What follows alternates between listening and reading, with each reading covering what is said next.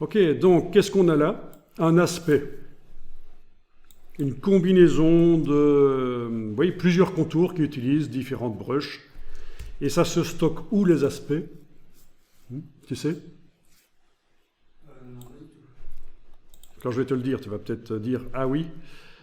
Les styles graphiques, menu fenêtre style graphique. Non? Les styles graphiques, ben oui. Hein. Si tu as suivi la formation Papercut, je pense qu'à un certain moment on stocke dans la palette des styles graphiques. Donc pour stocker dans la palette des styles graphiques, ah oui, les styles graphiques ici ils sont par liste, je vais aller dans le menu de la palette style graphique et toi certainement ils sont par vignette comme ça. Ça revient au même. Sauf que parfois on peut leur donner des noms au style et c'est plus facile de les reconnaître. Même chose pour les brushes. Elles sont affichables par liste et on peut leur donner des noms différents. Alors donc ce qu'il faut faire c'est simplement cliquer sur le petit signe plus ici ou amener ceci vers la palette style graphique, ça marche aussi. Donc le petit signe plus, c'est quand on a un objet qui est actuellement sélectionné, c'est surtout comme ça que ça va marcher, je pense. Voilà. Donc, le style graphique a été stocké. Du coup, je peux faire n'importe quoi, même aller dessiner une étoile, un objet fermé.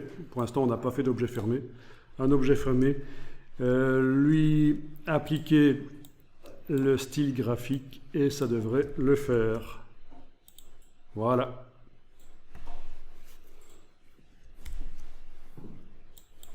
Bien. Amusant pour faire des logos en plus. Hein. Ça ressemble à un logo d'une banque. Bon, on voit pas que c'est une étoile et il suffit de modifier le fond. Le fond, ça peut être un fond avec une étoile. Voilà. On ne le voit toujours pas que c'est une étoile. Dans mon cas en tout cas. Voilà. Donc, ce qu'il est possible de faire, c'est d'aller mettre le fond au-dessus. Voilà. Et d'aller modifier éventuellement ici l'opacité, voire même, oui l'opacité, oui déjà, ou le mode de fusion. Produit, ça ne va pas être génial. Plutôt l'opacité dans ce cas-ci. Mais voilà.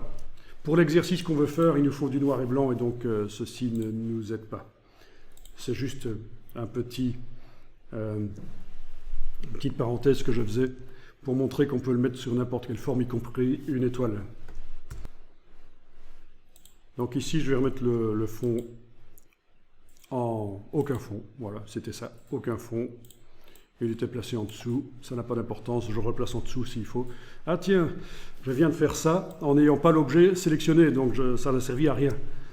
Donc je resélectionne l'objet, oui, donc fond, aucun, je le fais passer en dessous, voilà.